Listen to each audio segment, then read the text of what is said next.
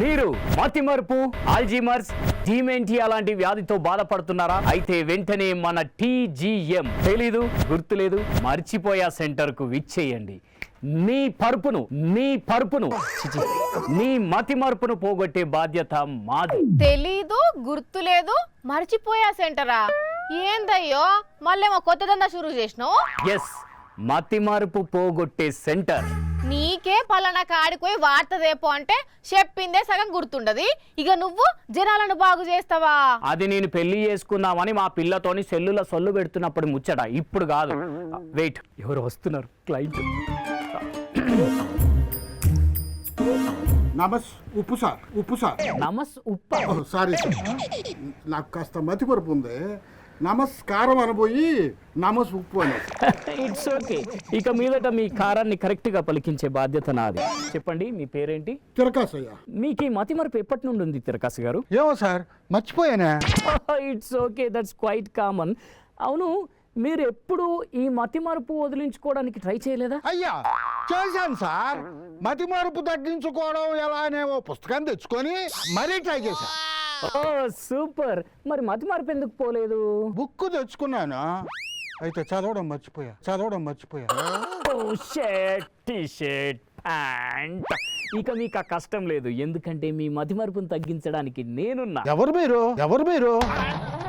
నేనండి, మీ మతిమరుపును తగ్గించే మాస్టర్ని. మతిమరుపా? ఎవరికే? మీకు మతిమరుపున్న విషయం మర్చిపోయినట్టున్నారు. ఎవరికా మతిమరుపా? ఎట్లా కనిపిస్తోంది నీకు? ఏ తమాషాలు ఆడుతాడో వేబలా? సార్ మీరు మతిమరుపు పోవాలని నా దగ్గరికి ట్రీట్మెంట్ కోసం వచ్చారు సార్.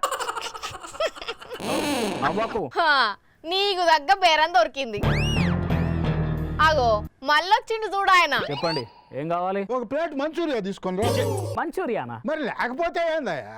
మతిమరుపు తగ్గించే సెంటర్ నేను వస్తే ఏం కావాలని అడుగుతావేంది? ఈయనకు మతిమరుపు అని గుర్తొచ్చినట్టున్నది. మళ్ళీ మర్చిపోకముందే ట్రీట్మెంట్ స్టార్ట్ చేయాలి. సార్, ఆ చెవిలా పడేసేయండి. ఇంతేనా? ఇవాళ ఇచ్చేస్తా. Super sir. నా ఫీజు. ఏం ఫీజు?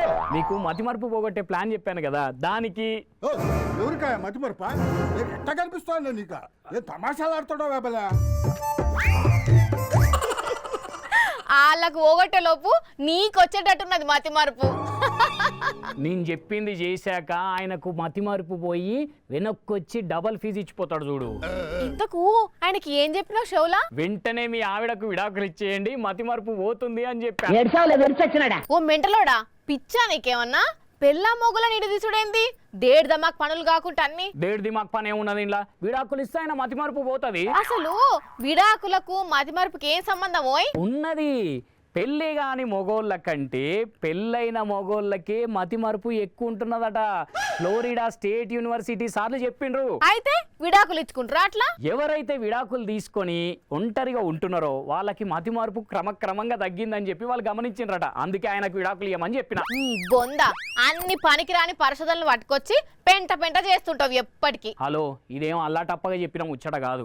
24,107 మంది మీద 18 సంవత్సరాలు పరిశోధన చేసి మరీ చెప్పిండ్రట, తెలుసా? నిజమా? అందుకే ఈ టెక్నిక్ ని వాడి ఈ సెంటర్ ఓపెన్ చేసిన. నా దగ్గరకు వచ్చిన వాళ్ళకు ఇదే టెక్నిక్ చెప్పి అందరికి విడాకులు ఇప్పించి మతిమరుపును పోగొడుతా. వద్దు రాయేషు, అర్జెంట్ గా దుకాణం జరది, లేకుంటే సిక్కుల పడతావు చెప్తున్నా. సిక్కులేదు, సిక్కుడుకాయ తొక్కలేదు, ఊకోమను ఒకటి. హలో, ఎస్, TGM తెలీదు, గుర్తులేదు, మర్చిపోయా సెంటర్. చెప్పండి, ఎవరు? పోలీసులా? సార్ చెప్పండి సార్. ఏంటి సార్? తిరకాస్ అనేట ఆయన వాళ్ళ ఆవిడని మర్డర్ చేసి ఎందుకు చేశావంటే నువ్వు చేయమన్నావని చెప్తున్నాడు. సార్ ఆ తిరకాస్ ఒక మతిమార్పోడు సార్. నేను వాళ్ళ ఆవిడకి విడాకులు ఇచ్చి పంపించామంటే ఆయన ఏకంగా పైలోకానికి పంపించాడా? నాకేం తెలీదు సార్. తెలుసో లేదో మేము వచ్చాక చెప్తాం నీ సంగతి. అదిగా సార్. అమ్మో, నేను జంపు. ఏడి మనిషి గట్ల మాయమైండు. కానీ చూడుండ్రుల్లా ఇలా పరిశోధనలు ఎట్లున్నాయో, పెళ్ళైన వాళ్ళకంటే పెళ్లి కాని వాళ్ళకు మతిమరుపు తక్కువ ఉన్నది అన్నంత వరకు సరే గాని విడాకులు తీసుకున్న వాళ్ళకు తగ్గింది అంటే ఎట్లా అర్థం చేసుకోవాలన్నట్టు? ఏం పరిశోధనలో ఏమో.